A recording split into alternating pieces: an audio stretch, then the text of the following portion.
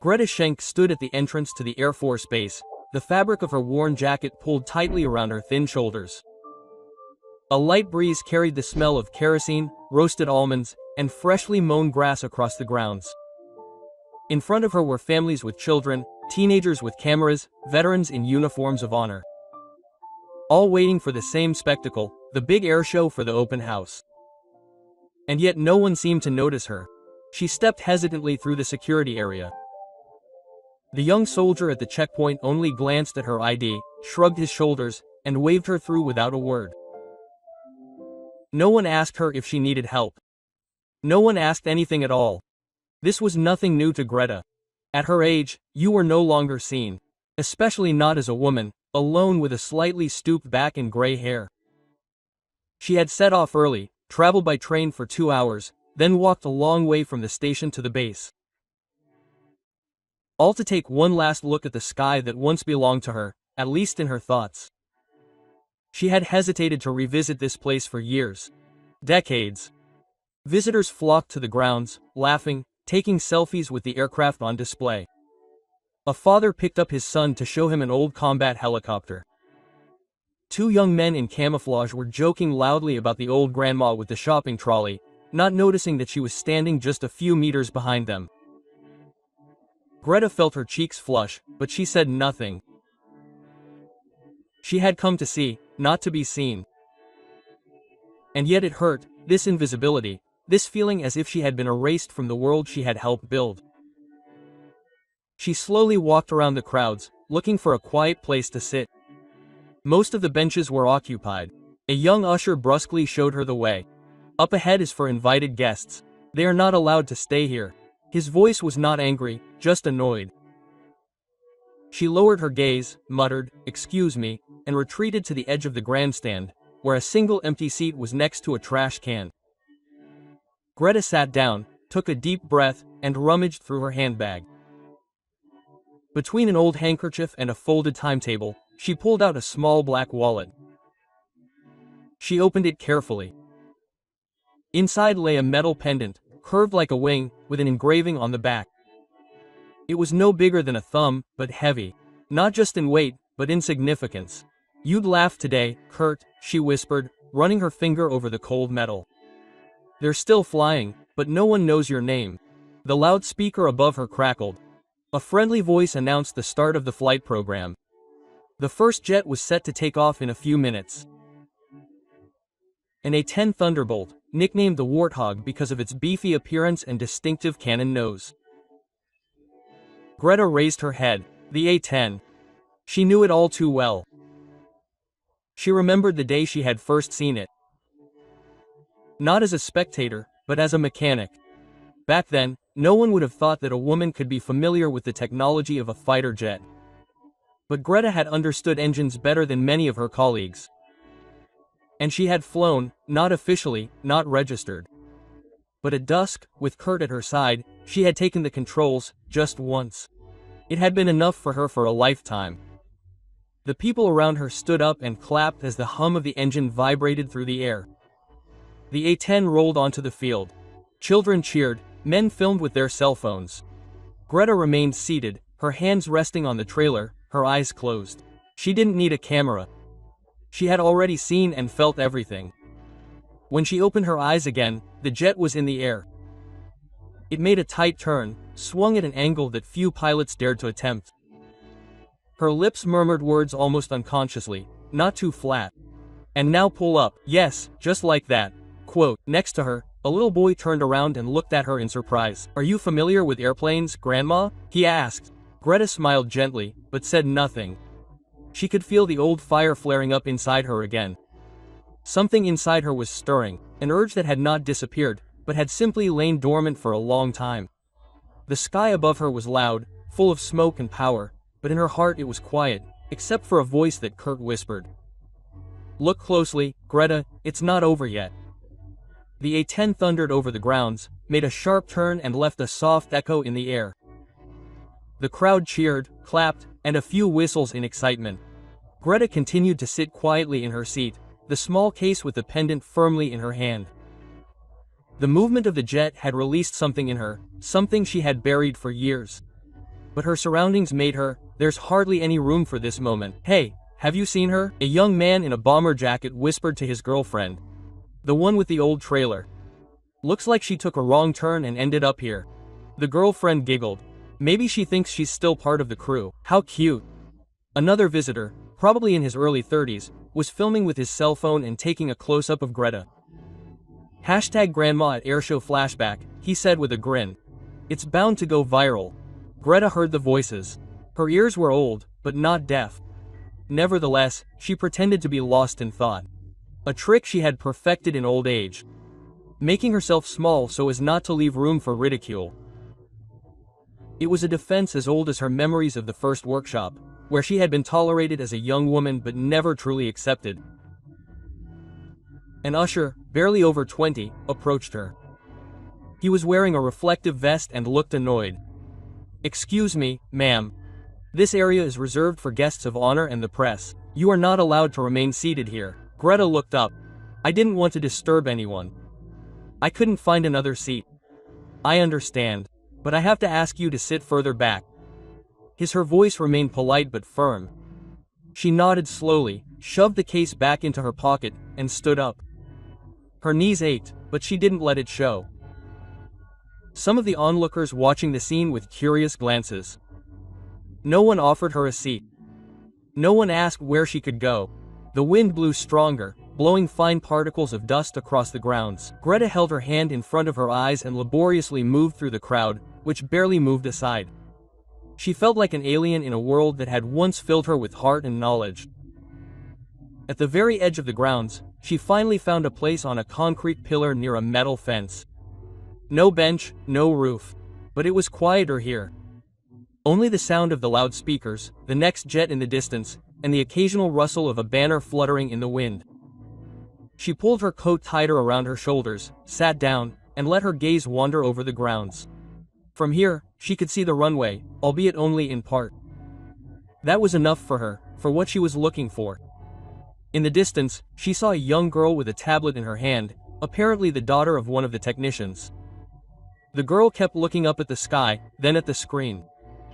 Her fingers traced flight paths, as if she understood what the jet was doing up there. Greta had to smile. For a moment, she saw herself in the little girl, eager to learn, invisible, overlooked, but with a heart full of ideas. A shadow fell over her seat. It was an older man in his 60s, in civilian clothes with a worn pilot's cap. He studied her for a moment. Quote, "Excuse me," he said quietly, "are you Mrs. Schenk?" Greta frowned. "Yes, that's me." I saw her pendant. The wings. Very few people have one like that. My father often spoke of it, of a woman who knew more about airplanes than any man in his unit. Greta was silent. Her heart beat faster. He said she was the best mechanic he ever met, that she should have flown and that no one listened to her. The man's eyes moistened. You saved his life once when a part on the engine failed. You noticed it before he took off. You were his angel on the ground. Greta closed her eyes for a moment, then nodded. I remember. He held out his hand. Thank you, Mrs. Schenk, for everything. She shook his hand without another word, because at that moment she felt that someone had seen her. Really seen her. But the moment was fleeting. As the man disappeared back into the crowd, the noise grew louder. An announcer announced a special flight formation.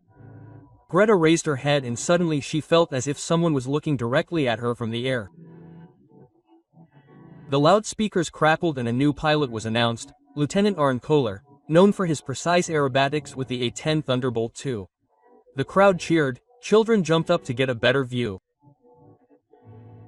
Greta continued to sit on the hard concrete pillar, her gaze fixed on the sky, where a dark dot appeared on the horizon.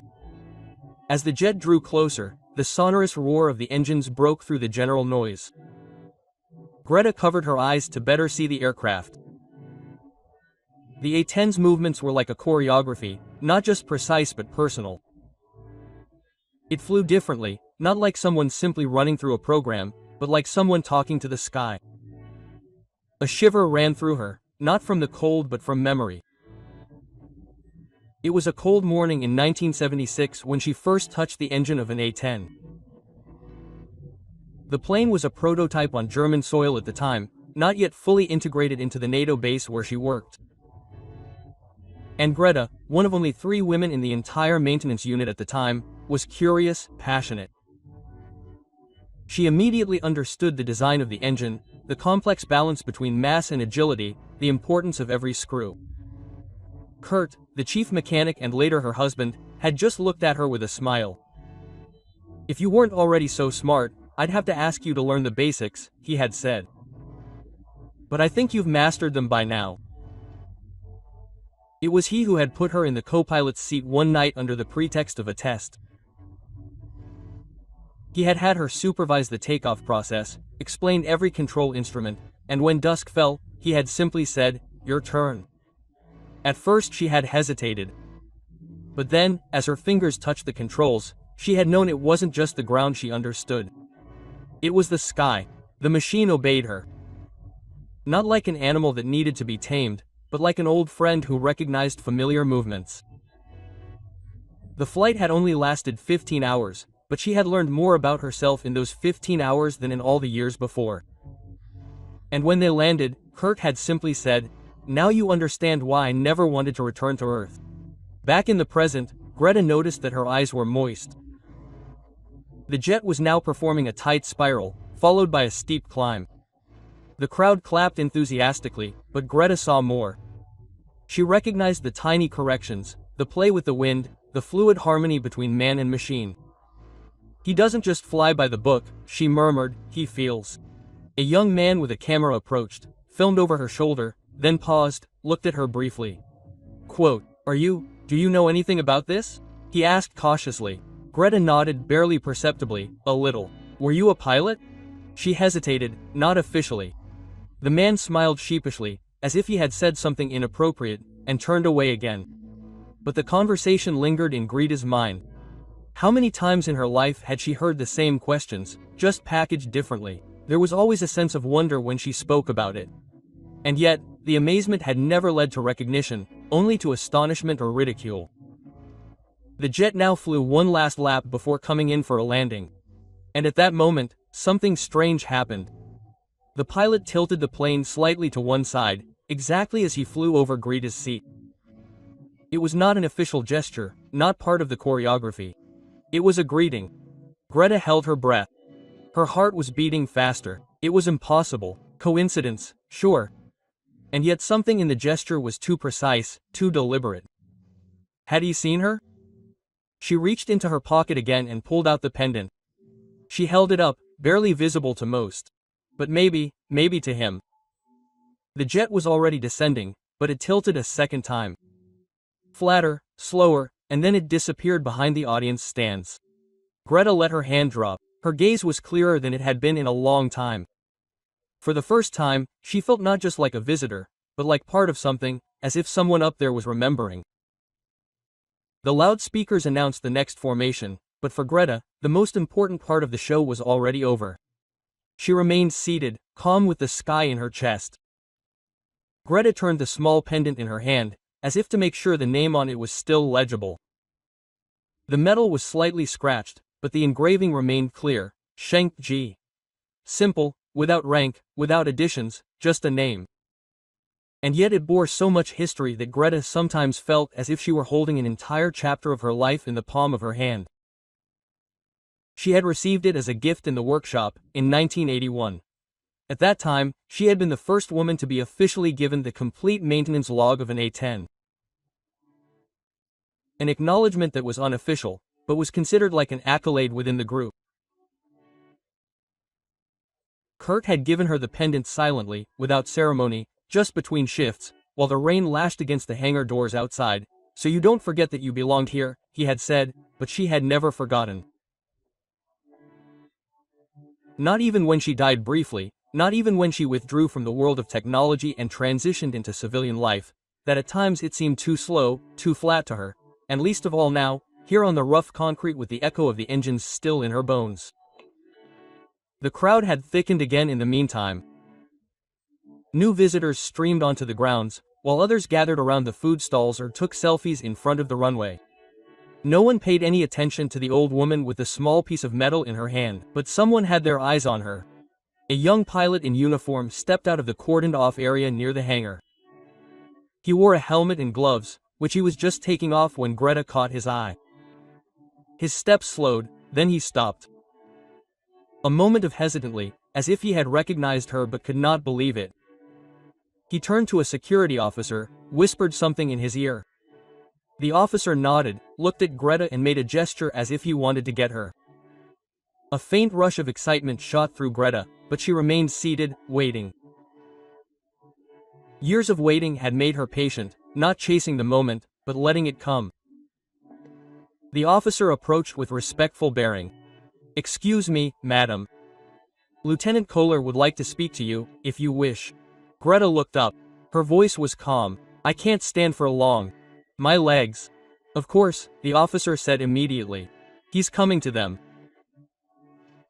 And indeed, a few moments later, Lieutenant Kohler himself appeared, tall, about mid-30s, with an attentive gaze and a smile that was not sure whether it was meant to be formal or personal. "Mrs. Schenk," he asked, and she nodded slowly. "May I?" He gestured to the empty seat next to her. "One moment, please." He sat down. Silence fell between them, only interrupted by the screeching of a jet in the distance. Then he spoke. "I saw your pendant on the first flyover." I could hardly believe it. Greta was silent, turned the pendant again, let the light dance on the letters. "My father was a pilot," Kohler continued. "He often spoke of a mechanic who saved his life, even before I was born in Germany. She was, as he said, the calmest person in the hangar, but the sharpest eyes I've ever seen." Greta raised her head. "What was his name?" "Robert Kohler." She smiled slightly. "I remember. He flew like a dancer, always just on the edge, but never beyond." Lieutenant Kohler laughed softly. "Yes, that sounds like him." A moment of silence. Then Greta placed the pendant in his palm. "It no longer belongs alone. It belongs to a story that only a few people know." Kohler looked at the small piece of metal with awe. Then he handed it back to her. "But they lived it." She nodded more forcefully this time. "Why are you here today?" he asked. "Because I miss the sky," she said. "And because I wanted to see if anyone else was listening when the past spoke." The pilot nodded seriously. "I think they've reached more people than you think." He stood up. "I have to get back to the briefing, but please stay here. I don't think we're finished yet." Greta watched him go, and suddenly she no longer felt like a shadow of history, but like a part of herself that was just moving back into the light. The minutes passed slowly as Greta remained seated on the concrete pillar. Her fingers rested on the pendant, which was now safely back in her coat pocket. The conversation with Lieutenant Kohler had stirred something in her, not just memories, but also a deep, long, silent longing to be heard. No longer just as a spectator at a show, but as someone who was part of it.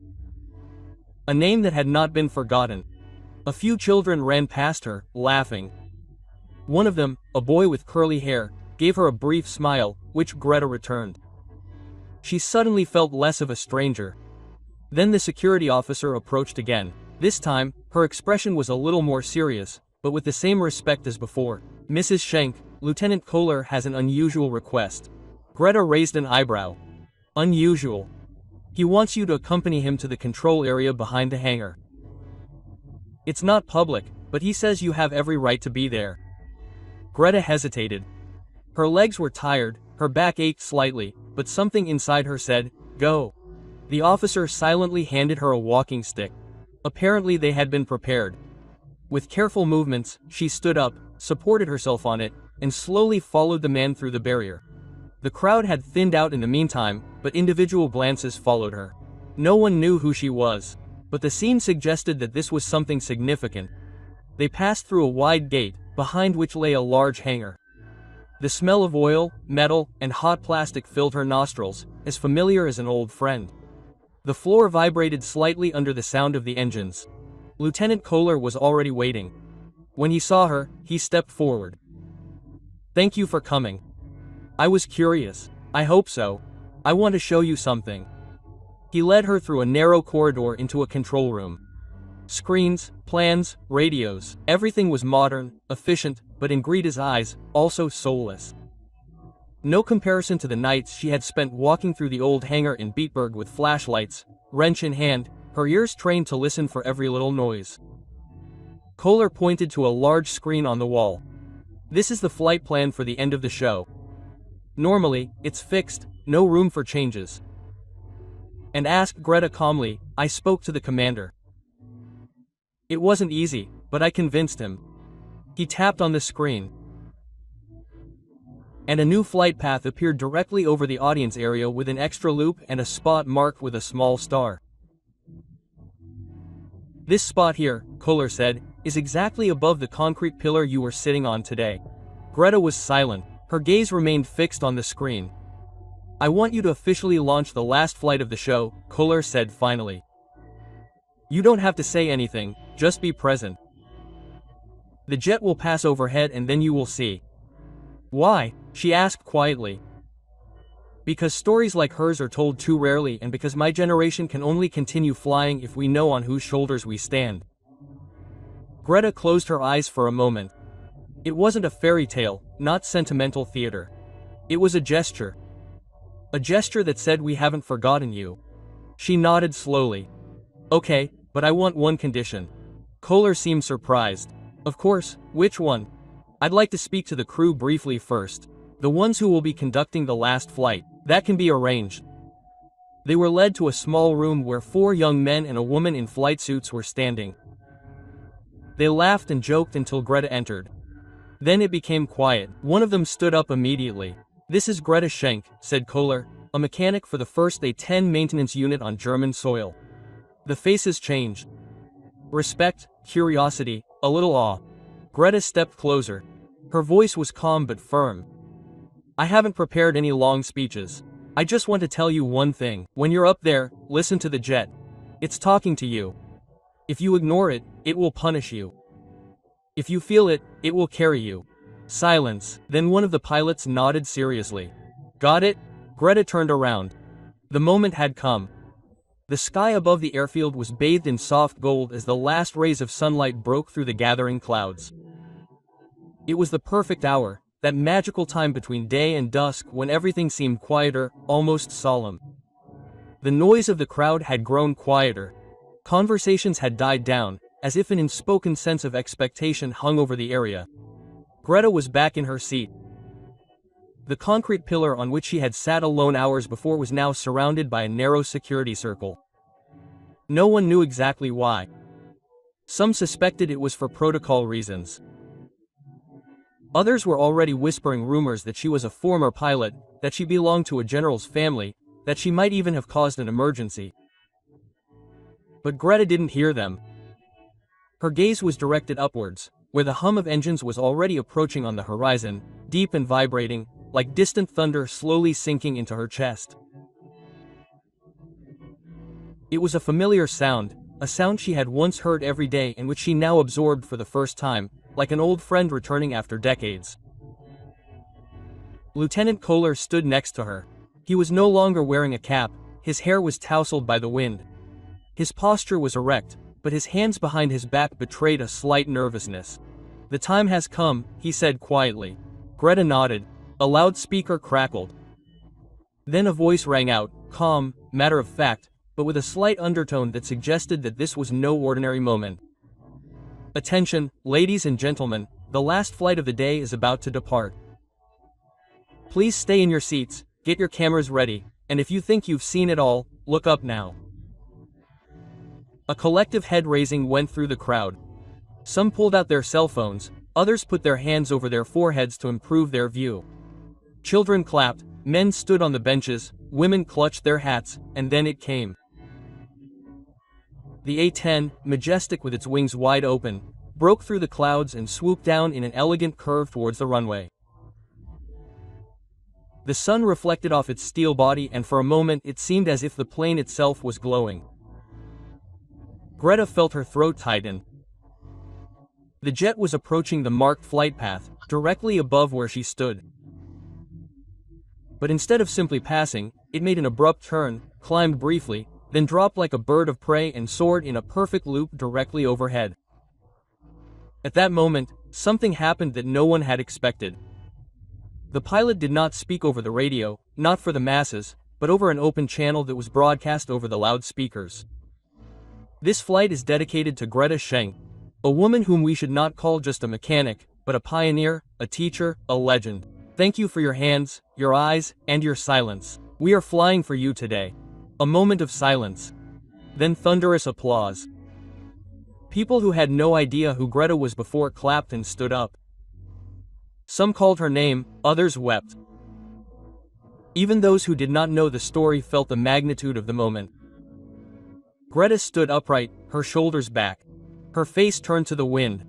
Tears were in her eyes, but she did not wipe them away. She simply let them flow, just like the years she had never reclaimed. Next to her, Lieutenant Kohler turned slightly towards her. I think that was more than just a gesture. Greta did not answer. Her hand reached into her coat pocket and closed around the pendant. This time her fingers didn't tremble. The jet made one last turn, flew over the grounds a second time. Then it slowly climbed into the sky until it was nothing more than a speck among the clouds. The audience gradually dispersed, but no one spoke aloud, as if the flight had left something in them that could not yet be put into words. Greta sat back down on the pillar. Her legs were tired, but her heart beat strongly, clearly, alertly. She had not expected to be part of this show, and certainly not that her name would echo through the loudspeakers again. But now that it had happened, she understood that you are never too old to be heard, and sometimes you just have to stick around long enough for someone to remember. As soon as the noise of the jet had faded and the sky had regained its calm pallor, a new actor stepped onto the stage, albeit without an engine, helmet, or rank insignia. A young man with messy hair, a camera around his neck and a notepad in his hand, cautiously approached the cordoned-off area where Greta was still sitting on the concrete pillar. He looked around searchingly, spoke briefly to one of the security guards and then pointed to Greta with a slight nod. The officer hesitated briefly, looked at Greta, who was taking a deep breath, and then approached her. Ms. Schenk, there is someone who would like to speak to you. Greta turned her head slightly. Her eyes were still red, but calm. A journalist? Yes, a local newspaper, but I don't think it will stay local. Greta sighed softly. She had never placed much value on public attention. In aviation, especially in technology, anonymity often meant security. But today was different. Today, even the sky seemed unwilling to ignore her. Let him come here, she said calmly. The young reporter cautiously approached and introduced himself with a serious look. Leon Mertens, Rheinisch Nekriken. I was honestly here for the flight maneuvers, but now, he paused briefly, then shook her hand.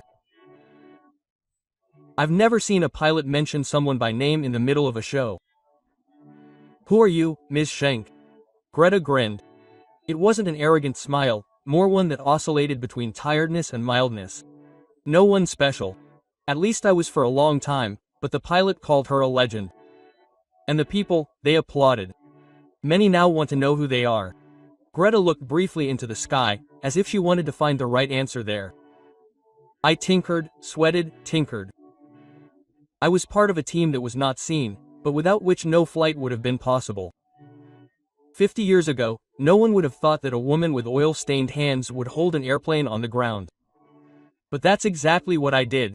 Leon quickly wrote down something. Have you ever wanted to fly yourself? He asked. Greta hesitated. She had been asked this question many times, usually with a mocking undertone. Today she sounded honest. Sometimes. But I knew my place was where it creaks, drips and hisses, where every screw counts. I didn't feel the hum of the engines from above, but I knew my hand held them in the air. Leon looked up. And today? How do you feel after the pilot honored her so? Greta thought for a moment. I feel like something has been closed, something that was open for a long time. I never complained, never demanded that I be recognized. But today someone just did it. Without asking, without intending to make headlines. Leon smiled. This will still make headlines. She nodded, then looked at him sharply. But write the truth. No legend, no heroism. Write that there are too many like me who have been forgotten. Men, women, technicians, radio operators, cooks. The story is often told from the cockpit, but others carry the wings. Leon was silent for a moment, then he said, May I take a photo? Greta looked at him, then she nodded. But only if they can get the concrete pillar on it too. He understood. In the middle of the picture sat an old woman. The wind blew through her gray hair. In the background, a thin trail of smoke from the jets still drifted across the sky. The light was soft, her face firm, as if she were part of the landscape itself. After the photo was taken, Leon stayed for a moment. What was in the pendant? He finally asked, almost in a whisper. Greta reached for her chain, pulled it out, opened it, and showed him the tiny, faded note inside for GS. She let us fly from my old crew. They secretly put this in there for me shortly before I retired. Leon looked at her and his gaze was different. Not journalistic, human. Thank you for talking to me. Thank you for asking, Greta replied. He left, but the impression remained. Greta sat there for a while longer, then she looked around. The crowd had moved on, but the air smelled different, warmer, more honest. Perhaps because she was no longer just a spectator, but once again part of the story. When the airfield had emptied and only the last technicians were still winding up cables and removing barriers, Greta remained seated in her seat. The cool evening air brushed her cheeks, and although her knees ached and her back ached, she could not move. It was as if the concrete pillar not only supported her but held her like an anchor in a moment that was slowly threatening to slip into the past. The sky had now turned a deep violet, streaked with the last fiery streaks of the setting sun. The noises grew quieter, more distant, the voices fell silent, and in this almost sacred silence something strange happened. A memory returned, not like a thought, but like a noise, a rhythmic knocking, metal on metal, a hissing, the smell of kerosene. Greta closed her eyes. She was back, not old, not gray, but young, awake, with oil-stained hands and a wrench in her pocket. The hangar vibrated with life. Voices echoed through the corrugated iron. Someone shouted orders, a radio crackled, and in the middle of it all she was working on an engine that wouldn't start. 3 hours before the next mission, and no one knew where the problem was. She remembered the tension, the responsibility, and the warmth of the machine. Because back then, during her active time, she had started giving the jets names. Not out of sentimentality, but because she knew that anything with a name is treated with respect. Quote, "Are you running today, Lena?" she had whispered that day as she lay beneath the fuselage. And Lena, as she called this particular jet, had actually worked again. Not because of a manual, but because Greta had sensed something that no diagram could explain. A vibration, a tiny irregularity in the line, a sound that was different. She opened her eyes and was back at the airfield. But the moment had changed, because suddenly a figure stepped out of the semi-darkness, a middle-aged man with an angular face, a uniform jacket over his shoulder, and an expression that showed both uncertainty and respect. He approached slowly, without disturbing you.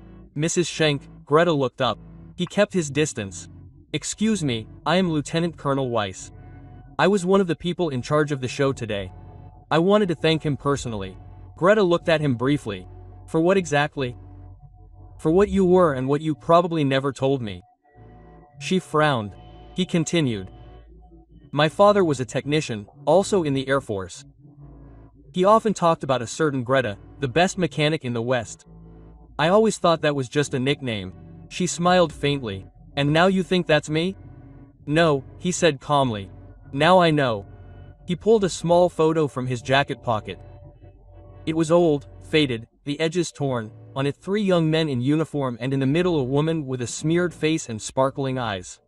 Quote, "Greta, he always carried that with him," said the lieutenant colonel. "I found it by chance in a box today before I got to the show. I thought I'd bring it with me, not knowing I'd meet them." Greta took the photo. Her fingers trembled slightly. "His name was Jürgen Weiss," the man added. "He died 3 years ago, but he often said that she was the only one he would have trusted with an engine while flying blind." Greta looked at the picture for a long time, then she said quietly, "Jürgen was a hothead, but his hands were like velvet when it came to hydraulics." She looked up again. "Thank you for bringing this to me." He nodded. "I thought it belonged to them." Then he left her alone again, and Greta looked at the photo, at the girl she once was, at the faces that had long since gone, and at the invisible bond that had endured all these years. Perhaps this was the real air show, not up in the sky, but here on the ground, in the memories that came when the noise faded. 2 days had passed since Greta had left the airfield. 2 days in which she had barely slept, but had thought a lot. The newspaper with the article about her was still lying unopened on the kitchen table next to the photo that Leon had taken. Friends and former colleagues had called and sent messages. Even 2 neighbors, who usually rarely greeted her, had left flowers in front of their door. But what bothered her most was in a plain white envelope. It had arrived in the mail that morning, with an official sender in neat handwriting. The seal of the Federal Ministry of Defense. Greta had been holding it in her hand for hours, but hadn't opened it. She wasn't sure if she was ready. Finally, she sat down at the kitchen table, pulled out her reading glasses, and opened the envelope with trembling fingers. The first few lines were formal. Dear Ms. Greta Schenk, on behalf of the Federal Ministry of Defense, we would like to express our sincere appreciation for your many years of extraordinary service in the technical service of the Air Force. Greta read on slowly. Your work was crucial to the operational readiness of numerous aircraft and teams. In particular, your services in the context of maintenance and rapid operational readiness during critical phases between 1972 and 1986 left a lasting impression. The incident at the air show in Rheinheim last weekend reminded many people inside and outside the military how often the true pillars of our armed forces are in the background.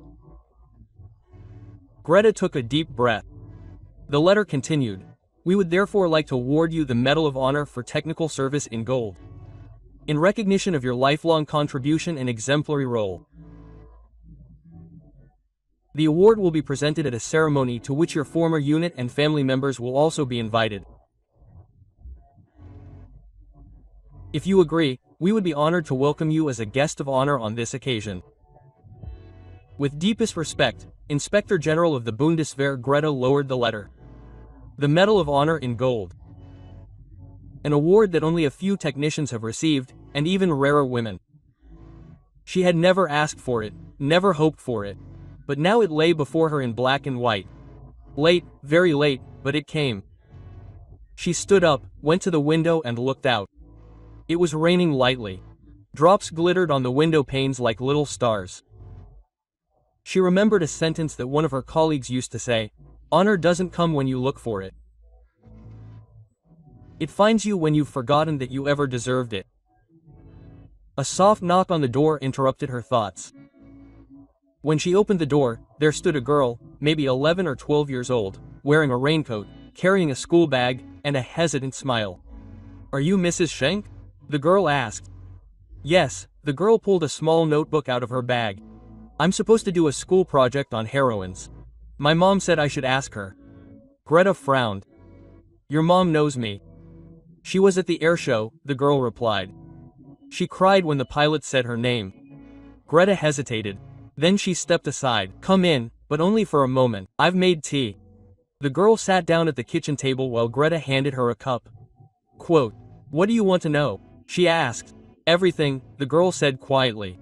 Greta smiled, and for the first time in a long time she began to tell her story.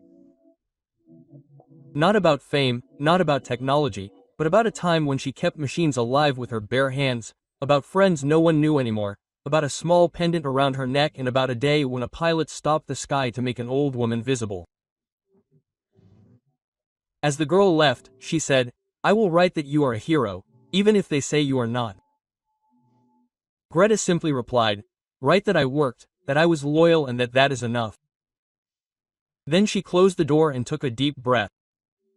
The sun was shining brightly that day when Greta took the little black dress out of the closet. It was simple, well cut, had no special decorations, but it suited her not only in terms of fabric but also in terms of her posture. A week had passed since the letter from the Ministry of Defense, a week full of phone calls, letters, reporters, flowers. She had accepted everything calmly, gratefully, but without fuss. And yet something had changed. As she stood in front of the mirror, she looked at herself. Her hair was silver gray, her face marked by decades, but her eyes sparkled as they had in the hangar before. A quiet fire that had never quite gone out. A black car with a driver was already waiting in front of the house. Greta got in, accompanied by a young female officer who nodded to her respectfully. They hardly spoke on the way to the Air Force base. It was a quiet, meaningful time. The ballroom was full. Uniforms in all colors, cameras, journalists, but also many civilians. Former colleagues, friends, even children with paper airplanes in their hands. In the front row, Greta recognized the lieutenant colonel from the air show, dressed in white. He stood up as she entered and applauded. Gradually, the entire room followed. Greta stood still for a moment, surprised, almost overwhelmed. Then she slowly walked forward, accompanied by applause that seemed to never end. The Inspector General was waiting on the stage. In a solemn voice, he began, "Ladies and gentlemen, today we honor a woman whose story remained hidden for a long time. Not out of secrecy, but out of modesty." Greta Schenk worked for decades in the technical service of the Air Force, without medals, without magazine covers, but with a precision, commitment and loyalty that is second to none. The hall was silent, and it was a pilot who interrupted the show a week ago to honor a woman who was standing in the background at the time. Today we bring them into the light. He turned to Greta, took the small velvet box, opened it and held up a gold medal. "Ms. Schenk, on behalf of the Bundeswehr and on behalf of all those who have returned home safely through their work, I award you the Medal of Honor for Technical Service in Gold." Greta stepped forward, accepted the medal with a steady hand, with a firm gaze, no more tears, no more breakdown, just a quiet nod and a silent thank you. When she turned around, she saw something that really surprised her. At the edge of the hall, next to a group of cameras, stood the pilot of the A-10 Thunderbolt. Helmet under his arm, uniform ironed, face serious. He saluted. Only a short, precise greeting, but there was more than military courtesy in his gaze. It was recognition, pure sincere recognition. After the ceremony, he approached her. "I hope you'll forgive me for stopping the show," he said. Greta raised an eyebrow. "You've stopped the sky. You don't do that without a reason." "I recognized your pendant," he replied. "My father wore the same one. He said it was a badge of honor for the best." Greta looked at him for a long time. Then she untied the small chain from around her neck, plainly engraved on the back. "Duty, heart, hand. Pass it on," she said to someone who needed it. The pilot accepted the chain as if it were something sacred. Later at the party, many people came up to her. Old colleagues, young recruits, children who asked her for autographs. She answered questions, told anecdotes, smiled, but when the commotion slowly died down, she withdrew. Dusk had fallen outside. A few planes stood above the airfield in the evening light, silent as large sleeping birds. Greta walked slowly between them, stroking the fuselage of a jet as if it were an old animal she knew well. She stopped at an A-10, looked up, and smiled one last time. Then she turned and walked back. Not as a legend, not as a hero, but as what she always was. A woman who knew when to work quietly and when to be heard. The sun reflected off the glass facade of the Konig Motorenwerk as the bus carrying the fifth graders rolled into the parking lot. For the children, it was just another outing. A break from class, a few machines, maybe an ice cream at the end. For Emil Konig, however, it was something different. He sat in the penultimate row, clutching his grandfather's small, worn tool bag tightly. Hidden inside, between an old ruler and notebook, was a special screwdriver blade. Dull from use, but more valuable to Emil than anything else. "Emil, don't dream again," Leon shouted, a loud boy with a penchant for football and stupid jokes. Emil said nothing. He was used to being labeled as weird. He was quiet, but his mind was working non-stop. As soon as the class had passed through the shiny glass doors, they were greeted by a woman in corporate uniform. "Welcome to Konig Motorenwerk. I am Mrs. Siebert and I will be with you today." She smiled, but her gaze briefly lingered on Emil. Perhaps it was the way he immediately looked at the details of the machines that made him stand out. The group was led through wide corridors, past huge halls with assembling robotic arms, flashing control screens, and engineers working intently. Emil soaked it all up. While the other children giggled as they ran through the production area, he kept stopping to look at belts, valves, and exhausts, as if he were mentally dismantling them. "And now, children, comes a very special part of our tour," Mrs. Siebert said after a while. "We are entering the test center for our latest prototype. This is top secret, so please don't touch anything and be quiet." Quote, Emil shrugged instinctively. Test center, prototype. That was what his grandfather had talked about so often in his last weeks. A revolutionary engine that they just can't get to work, he had coughed. "They think too complicated, Emil. They don't see the obvious." Back then, Emil hadn't understood what was meant. Now a tingling sensation crept up his spine. In the center stood a huge engine block on a pedestal. Engineers in white shirts stood around it, some with clipboards, others engaged in serious discussions. It was obvious that something was wrong. One of the men cursed under his breath as another component failed. Mrs. Siebert whispered, "This is the PX-9, a new type of hybrid engine that is supposed to regulate itself." "Only it doesn't." Quote, "Why not?" Emil asked quietly. "Even our best engineers don't know that," she replied curtly. The children scattered around the hall. Most of them had long since become bored. Emil, however, slowly stepped closer. It was as if the engine was calling to him. A deep, barely audible hum vibrated through the floor. He felt it in his knees, in his chest. Not everyone could hear machines, but Emil could. That's what his grandfather had always said. He leaned forward slightly, examining an opening on the side of the engine. Something was wrong with the shaft axis. The angle was wrong. Not much, maybe 3 degrees, but enough to block everything. "What are you doing there, little one?" A sharp voice suddenly asked behind him, a man with an angular face and stern glasses. Dr. Alexander File, as would become clear later. "I just wanted to look," Emil muttered. "Children have no business here. Go back to the group."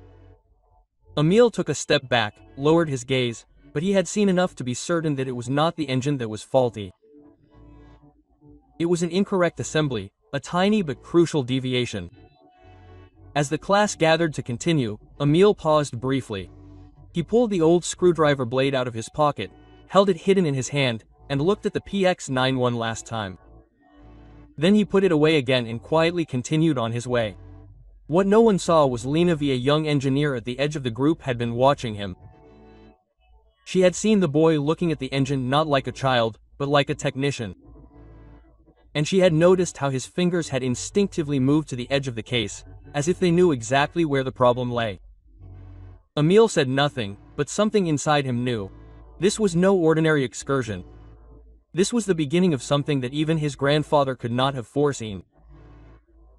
"And here you see our 3D printing center for spare parts," said Ms. Siebert, as the children were led into another glossy lab. The walls gleamed sterilely and a printer whirred away as layers of metal powder came together to form a gear wheel. The class had long since scattered into small groups, half interested, half bored. Only Emil remained standing at the edge. His gaze wandered back to the corridor that led to the PX-9 test hall. He could still feel the engine, not hear it, feel it as if an echo were resonating in his chest, like a sound that never quite faded away. In his mind, the inner workings of the machine were forming like a puzzle, just waiting to be put together. And he knew there was a piece missing, not a physical piece, an understanding. "Emil, are you coming?" The voice belonged to Alina, a classmate who didn't tease him, but who never really paid him any attention either. He just nodded, trudged along behind. His thoughts were elsewhere. In the next room, Mrs. Siebert introduced some older Koenig engine models. Emil immediately recognized the model his grandfather had once sketched in an old notebook, the KX-4. "This version dates back to 1998, she explained. "It was designed by one of our most famous engineers, Carl Koenig." She smiled as if the name were a relic from a distant past. Emil swallowed. No one knew that he was this man's grandson. It wasn't noted on the school form, and his mother had asked him to keep it to herself. "It's not about who your grandpa was, it's about who you are," she had said. But now, in front of this engine, he realized that the two things might not be so easy to separate. Well, little mechanic, do you want to build one yourself? Leon suddenly sneered, nudging Emil lightly with his shoulder. A few of the boys laughed. Emil let it happen. He knew that words didn't prove anything, only pretend. As the group moved on, Lena Vogt slowly turned from her seat away from the children. She had watched Emil's gaze at the old engine and the way his fingers moved in the air as if he were figuring out its inner workings. She frowned. It wasn't childish curiosity, it was experience, or rather familiarity. During the break outside the large conference hall, the children sat down in the lounge areas. Emil sat alone at one of the window seats. He carefully opened his grandfather's notebook, which he had secretly pocketed, and flipped to a page with hand-drawn sketches. One of them looked suspiciously like the PX-9, but it had a different name. Project Aris. Emil remembered Voyage. His grandfather had never tried to explain this to anyone. Too soon, Emil. People aren't ready yet. He scanned the drawing. The angle of the inner axis of rotation was marked and the 3 degrees deviations were corrected exactly there. So he had seen it correctly. But why had no one in the factory noticed that? What are you looking at? Lena suddenly stood next to him. Emil was startled, instinctively shoved the notebook under his leg. Nothing, just drawings. She smiled. Technical drawings, the kind only engineers or their sons or grandsons read, Emil murmured. She sat down next to him. You said something today at the PX-9 that I can't get out of my head, about the axis angle. How did you know that? Emil hesitated. Should he say it? He looked into her eyes. There was no mockery, no impatience, only curiosity and a hint of respect. Quote, my grandfather taught me how to listen to engines, he said finally. He meant they tell you what's wrong. You just have to learn to listen. Lena leaned back. Carl Koenig was known to think that way. They know you're his grandson. Quote, no, I shouldn't say it. My mother is fine, she interrupted him gently. But I think you should talk to someone today. Someone who will take you seriously. Quote, before Emil could answer, Dr. File entered the room. His gaze immediately fell on the two of them. What is the boy doing here? Pause, Lena said calmly. He's interested in our work. He's a child, File snapped. No playground here. Lena stood up. Maybe you underestimate children too much, doctor. Pill snorted, turned and left the room. Emil remained seated, the notebook now back in his hand. He looked at the drawing of Project Aris and the corrected axis. Deep down, he knew that this was the key, and he was ready to turn it. A tense silence reigned in the PX-9 test hall.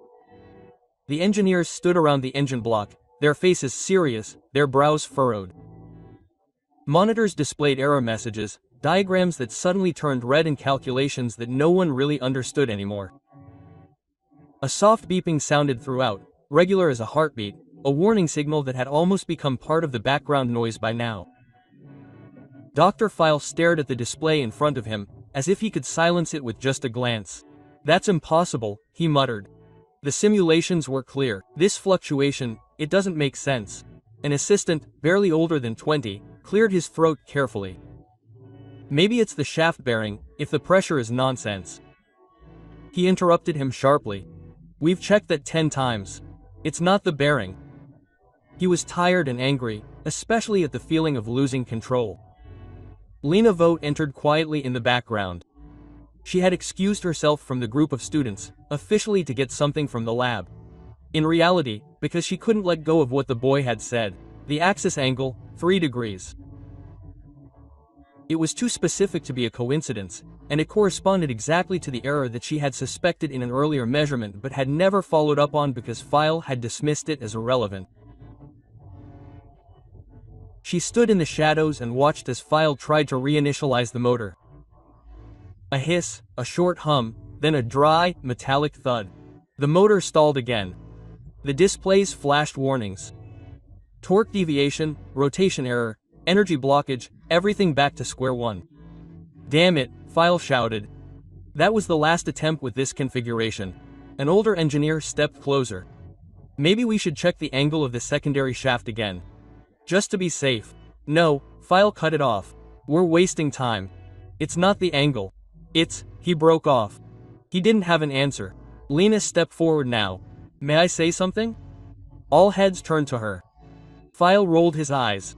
Mrs. Fote, if you have a new theory, please. But not these speculative ideas again. It's not speculation, she said calmly. A boy from the school group mentioned the angle, 3 degrees ad, without knowing the technical data. A murmur went through the group. File laughed briefly, dryly and disparagingly. A child, so now we're taking advice from children. Maybe we should listen when they say something right, Lena countered.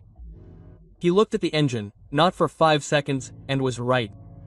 Maybe it's time we re-examine our assumptions. File was silent for a moment, then he waved his hand. If you want to waste your time with fantasies, please. I won't invest any more resources into it.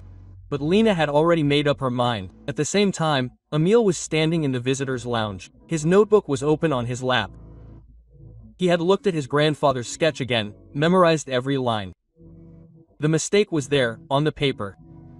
Karl Koenig had recognized it back then, but no one had believed him when he suggested changing the design. You think I've gotten old, he had said. But I'm just too far ahead of myself. Emil closed the book, put it in his pocket, and took a deep breath. His heart was pounding faster. He knew he had to say something, even if no one wanted to listen. He stood up, left the lounge, and went back to the test hall. 2 security guards were standing at the entrance, but when they saw the school badge on his jacket, they let him through without saying a word. There was a brief pause inside. Pill was talking to a colleague, who shook his head in resignation. Lena was alone at a terminal. She was looking at a 3D model of the engine shaft. Emil approached her. Quote, "It really is the angle," he said quietly. Lena didn't turn around. Quote, "I know and I'll prove it, but you have to help me." He nodded. "I can show it, but I have to get to the real shaft." She looked at him directly now. Her eyes were calm but determined. Quote, "Dr. File is going to rage." "Then let him rage," Emil replied. At that moment, File noticed the 2 of them. He immediately walked towards them. Quote, "What's going on? Why is that kid back here?" "I asked him to show me something," Lena said calmly. "In my test center, no one who isn't qualified is allowed to show anything." "Then just let him look for 5 minutes," said a new voice. The CEO of Konigwerk had entered, a man with silver hair and piercing eyes. "I've heard about this boy. Let him speak, Fail. We have nothing left to lose." Quote. An unusual silence fell over the room as the CEO of Konigwerk finished his words. Even Dor File, who had just stormed towards Lena and Emil in anger, suddenly paused. The authority of the company boss Johann Merz could not be ignored. His voice carried weight, not only on paper, but in the room itself. "I don't think it makes sense to give a child access to our prototype," File muttered, trying to keep his composure. "And I don't think it makes sense to repeat the same mistake for 3 weeks and then reject every new idea," Mars replied calmly. His gaze wandered to Emil. Quote, "You're Emil Koenig, aren't you? Karl's grandson?" Emil nodded silently. "Your grandfather worked for us years ago. A brilliant mind. I recognized his handwriting immediately in your movements. Would you like to show us what you saw?" Quote, Emil swallowed. Then he took a step forward. "All I need is a look at the shaft from below and a tool." Merz nodded. "Give him what he needs." A murmur went through the engineering group. Some shook their heads, others watched with interest. Lena prepared a pair of safety glasses, handed Emil a pair of gloves, and whispered, "If you're not sure, you don't have to do anything." "I'm sure," Emil said quietly. He slowly approached the PX-9. The engine block was open, the lower axle guide visible. Emil knelt down next to the device, examining the bracket to which the secondary shaft was attached. His finger glided over it like someone tuning an instrument. He closed his eyes, as his grandfather had taught him. Listen, feel, think. He reached into his jacket pocket and pulled out the old screwdriver blade. The metal was dull, worn, and perfect for this moment. "What is he doing?" whispered one of the engineers. "He's adjusting the angle." Another muttered under his hand. Emil placed the blade on a small lock nut that no one had noticed before. It was tiny, almost overlooked in the complex structure of the mount, but it was the key. With a slight tug, he loosened it, turned it exactly 3/4 of a turn counterclockwise and refastened it. Then he straightened up. That's enough. File took a step forward. That was just a game. You can't seriously believe that. Let's start the engine, Marash interrupted him. A technician looked at Lena questioningly. She just nodded. Then he activated the terminal. A humming sound permeated the screen. The displays flickered briefly, then settled. The rotor began to move, slowly at first, then more fluidly. A deep, steady sound spread out. No rattling, no twitching, no alarm tone. The numbers on the screen shot into a range that had never been reached before. Efficiency 94%, stability 99%. The curve was smooth, almost perfect. The room was tense. No one said a word. The PX-9 was running. Emil stepped back, put the screwdriver on the table next to him and watched calmly. File stared at the screen, then at the machine, then back at Emil. His face went pale. This can't be. Mers turned to him slowly. But it's Lena, stepped next to Emil.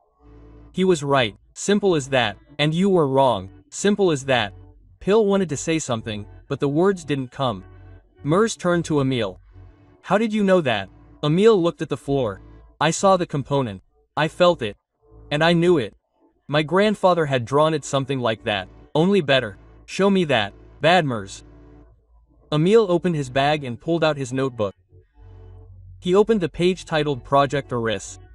The drawing was rough, hand-drawn, but clear. And there it was, the correction mark at the exact spot where Emil had made the adjustment. Mars looked at the sheet for a long time, then nodded. He said slowly, this project was created by Carl Koenig. He drew it in his basement 4 years ago. No one wanted to see it. Now already, March said. He put his hand on Emil's shoulder. Today you didn't just repair a machine for us. You showed us what it means to listen, and not just to data, but to people. Emil said nothing, but for the first time there was something in his eyes that was rarely seen in a 9-year-old. Calmness, not childish joy, but deep, quiet certainty. The hull exhaled. The machine continued to hum, evenly like a heart that was finally beating in time. The machine searched with a calm, almost elegant precision, while everyone present in the test hall slowly came out of their stupor. What had just happened could not be put into words, not with formulas, not with statistics. It was something that none of them had foreseen. Not for lack of intelligence, but for lack of imagination. Emil stood silently next to the running PX-9. His small hands now rested on the workshop table. Still they clutched the old screwdriver. The metal was warm from use. The notches in the handle felt familiar. It was the same screwdriver that his grandfather had used for decades. Every time Emil sat next to him as a little boy, he was allowed to hold, loosen, and feel small parts with it. Back then, he had thought he was just playing. Today, he understood that it was a kind of passing on, like teaching a child to speak without it noticing that it was learning language. You did exactly what Carl Koenig had suggested back then, Mars said, his notebook still in his hand. But no one believed him. We thought he had miscalculated or was bitter. Quote. Emil didn't answer. Instead, he carefully picked up the notebook, flipped a few pages further and pointed to another sketch, a smaller model. A secondary system of the PX-9. Below it was written in scrawling handwriting. Secondary structure must be guided smoothly. Rigid guidance, error. Lena stepped closer to this point. I remember that. We had problems with this exact area, but it was never pursued further. At the time, we said it was a software prem, and instead it was mechanics again, a technician muttered. Something you have to feel, not just calculate. File stood on the edge of the action, wordless, his lips thin, his eyes glassy. It was as if someone had pulled the rug out from under him. He wasn't a bad engineer, but he had gone blind. Blinded by arrogance, by the conviction that only his experience counted. And today, a 9-year-old had surpassed him with a tool that looked like it belonged in a museum. I want you to tell me everything your grandfather taught you, March said quietly to Emil. Not just for us, but for the next generation. Emil looked up. My grandfather said that machines are like animals. If you misunderstand them, they bite, but if you listen, they follow you. Quote. Lena smiled, sounded like him. I only met him once, years ago. He had this calmness, as if he could see the pattern in everything. Emil sat down on a stool, opened the notebook again and began to tell about the afternoons in the basement, about the sound of the gears when they moved correctly, about the moment when his grandfather discovered a mistake not in numbers but in noises. As he said, when a machine hesitates, it's like a breath catching. He told how they had taken apart toy engines, how he learned to recognize with his eyes closed whether a shaft was running wrong, how his grandfather never wanted him to memorize it, but to feel it. He said that at some point someone would listen, Emil said. I think you did that today. A moment of silence followed. Not an awkward silence, but a reverent one. Mers clapped his hands quietly, almost as if in a ceremony. Then we'll start over today with what really matters. He turned to File. Alexander, we need to talk later. File nodded stiffly, but didn't say a word. He turned and quietly left the hall, without looking back. Mers went to the terminal, typed in a few commands, and stopped the PX-9.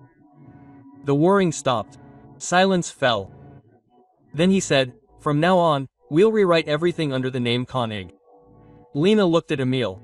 Would you like to help with that? Emil hesitated. Can I? I'm just a child. You're the only one who brought this engine to life, she said. That's enough. Emil smiled for the first time that day. Not shyly, not embarrassed, but proudly.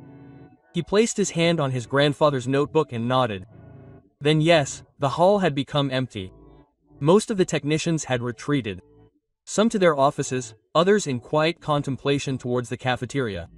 Only a few remained. Lena, Emil, the CEO Johann Mers and two silent observers from the development team. The PX-9 stood like a resting animal in the middle of the room. Shiny, powerful and for the first time in months completely still, but ready. Are you sure you want to start it again? Lena asked cautiously. Emil nodded. Yes, but this time I want to listen. Mers looked at the two of them. You have 5 minutes. After that I have to go to a meeting with the board. But I think this will be the first time I show up there with a smile on my face. He left her alone. Lena went to the terminal, checked the data, but this time she was slower. Not out of uncertainty, but out of respect. It didn't feel like technology anymore. It had become something different, almost personal. Emil stepped up to the PX-9. His hands glided over the metal, just like his grandfather used to do. Calmly, almost like with an old friend, he leaned forward, put his ear to the case and closed his eyes. Quote, "It's ready," he murmured. Lena pressed enter. The engine started with a deep, rich hum. No twitching, no rattling, no resistance. The axis turned in perfect rhythm. The control monitors confirmed it. Efficiency 97%, noise minimal, no anomalies.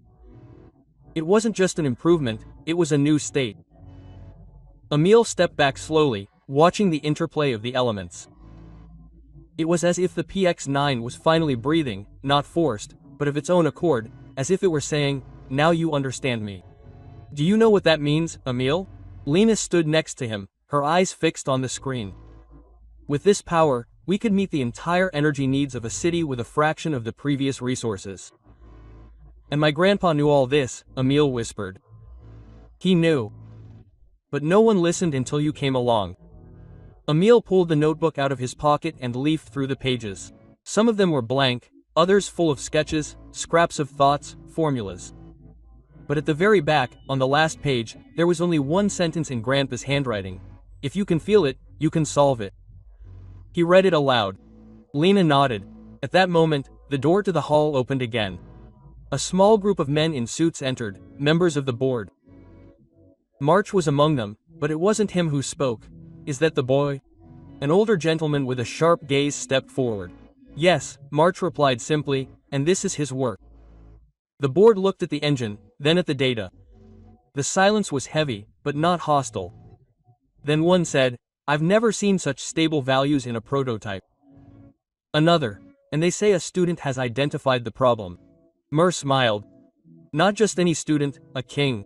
The men murmured in appreciation. The older gentleman now stepped directly to Emil. You accomplished something that our best people couldn't. Why? Quote. Emil hesitated, then said, because I didn't try to master the machine. I wanted to understand it. Quote, the man nodded slowly. Perhaps we should remember that. The board members gradually left. Their expressions thoughtful, some impressed, some simply silent. March stayed behind. I will propose to the board that we start a new initiative, he said. A program for young talents, and you will be the first name on the list, Emil. Emil said nothing, but his gaze fell again on the PX-9, which was now slowly being shut down. The sound was mocking, but the feeling remained. It was as if something had found its place inside him. Later, when the hall was empty, Emil packed his things. Lena came over to him and handed him a small case. What is this? Something that belongs to you. Quote, she opened it. Inside, there was a new screwdriver blade engraved with the words for Emil. The boy who heard machines. Emil swallowed. Then he carefully placed the blade in his pocket next to his grandfather's. 2 generations, 2 voices, 1 language. And when he stepped out of the hall, it wasn't the light of the afternoon sun that shone in his eyes. It was the beginning of something big. And he knew it.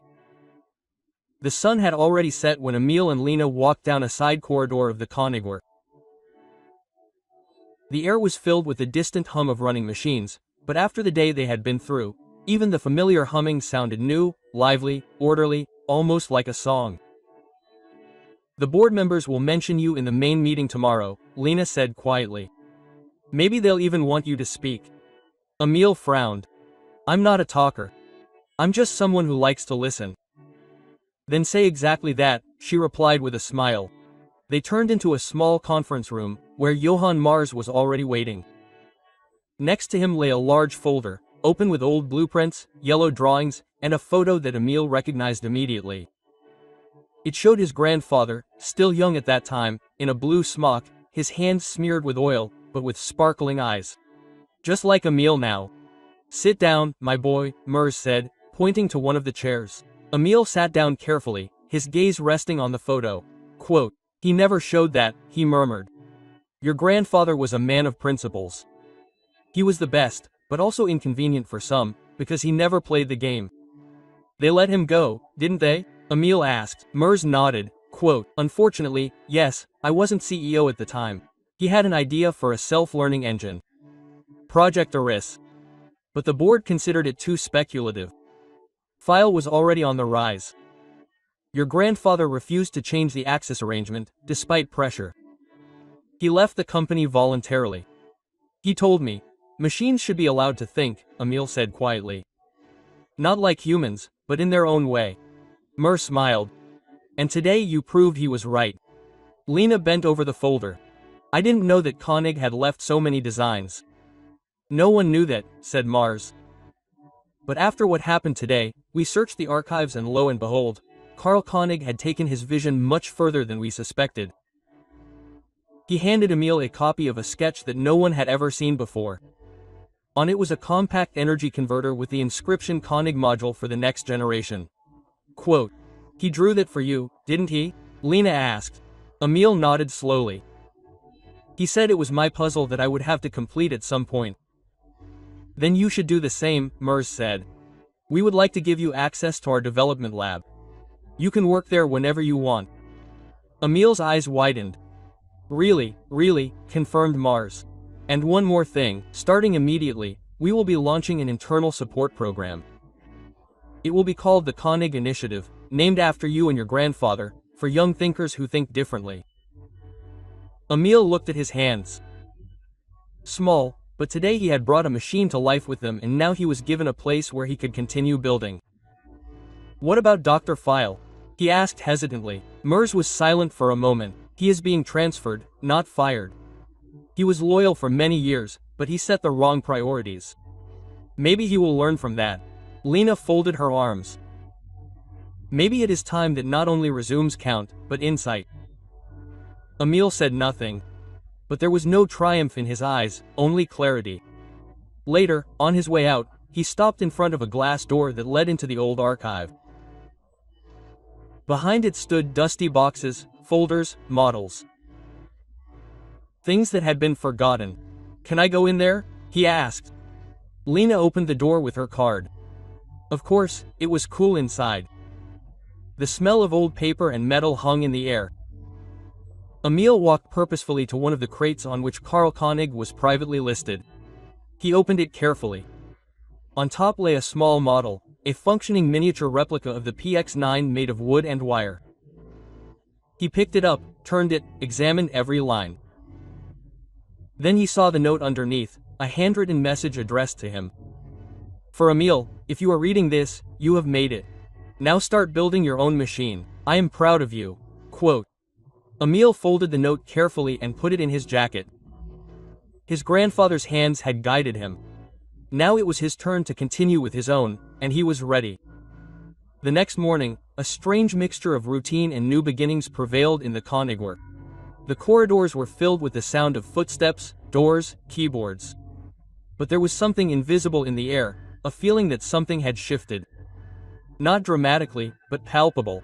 It's like when an old painting is suddenly hung in a new light and you realize you've been looking at it the wrong way all these years. Dr. Alexander File sat alone in his office. The blinds were half closed. The light on his desk fell diagonally onto the documents in front of him, diagrams, forms, calculations, all on paper that had seemed like unshakable authority to him yesterday and was now meaningless. He stared at a photo on his shelf. It showed him, smiling proudly together with the board of directors at the presentation of the PX-9 prototype. The date, 4 months ago. Back then, he had thought he would go down in company history with this project. Now, his name was little more than a footnote in the report on the development team's failure. A soft knock. Before he could answer, the door opened. Johann Merz entered, without a folder, without an assistant, just with a calm expression on his face. Good morning, Alexander, he said. File nodded briefly. Mr. Merz, may I? Of course. Merz sat down in the visitor's chair. It was the first time in a long time that he had taken this seat. At eye level. I spoke to the board, Mars began. They are disappointed, but not surprised. Some had felt for a long time that you had distanced yourself from the practice. Quote.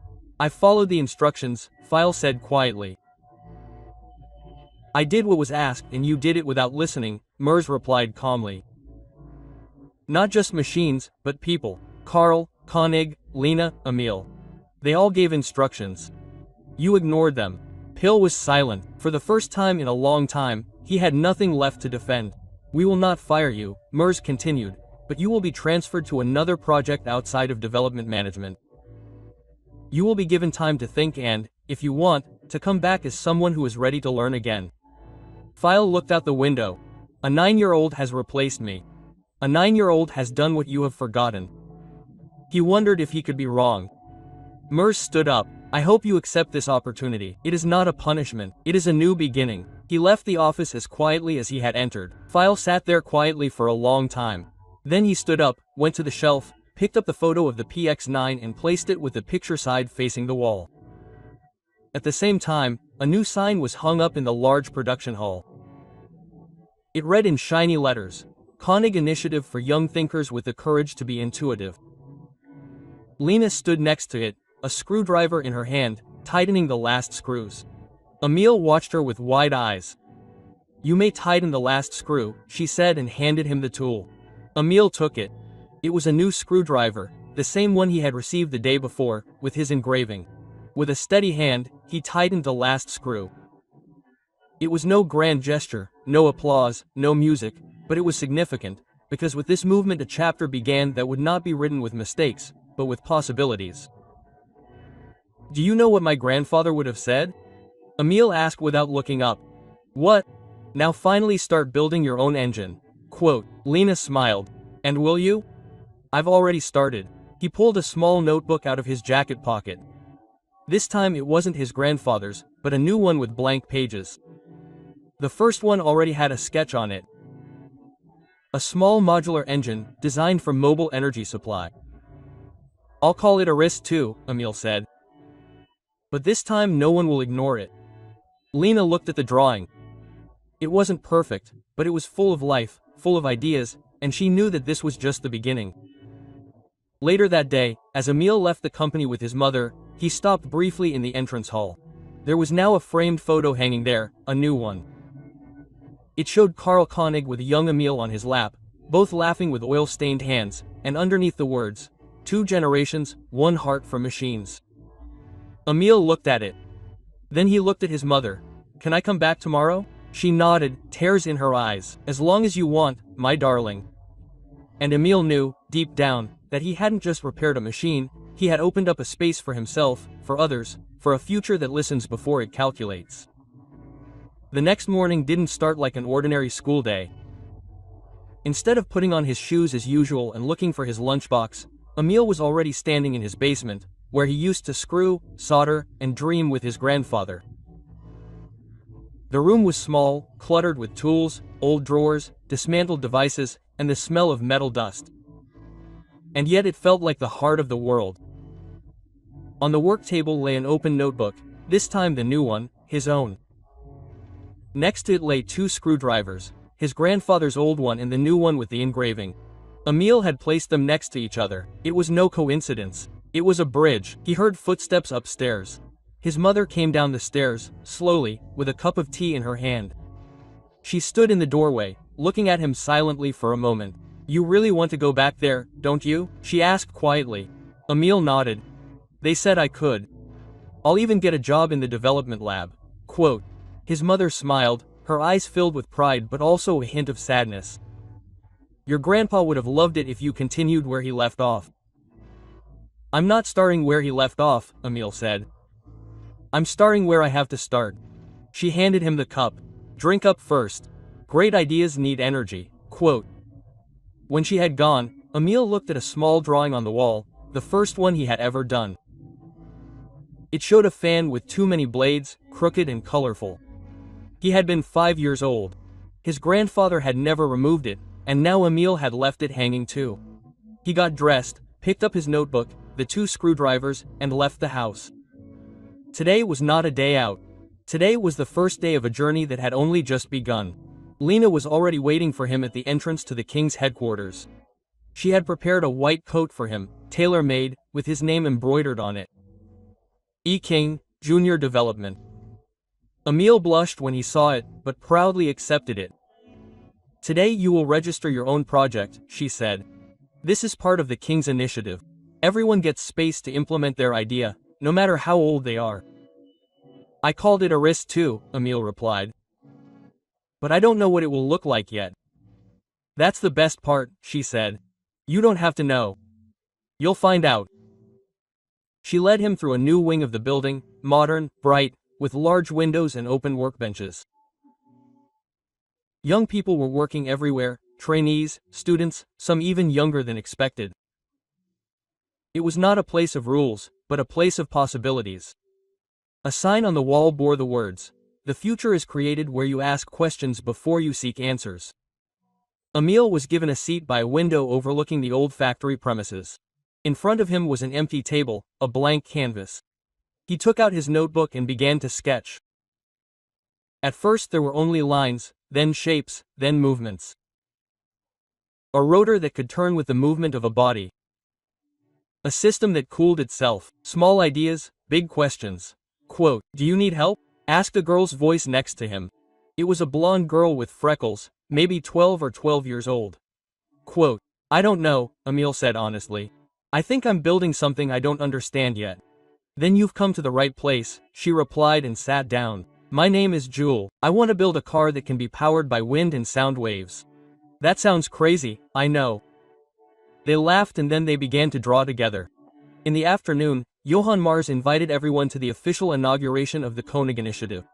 In a small but dignified ceremony, the first 5 young developers were introduced, including Emil, Jewel and 3 others.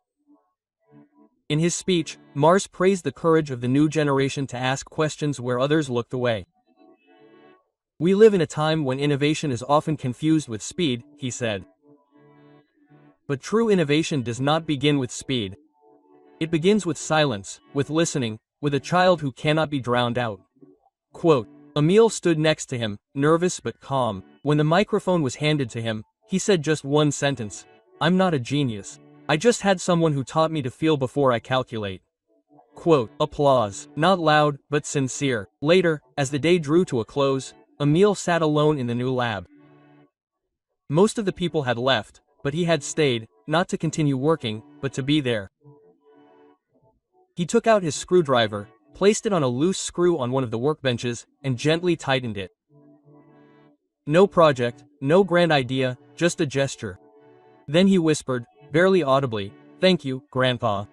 And in the silence that followed, it was almost as if someone was whispering back, "Now it's your turn." The days passed. Summer was approaching, and with it the number of young faces in the glass hallways of the Koenig work grew. What had once been a closed world for adult engineers and theorists had transformed into a space for exchange.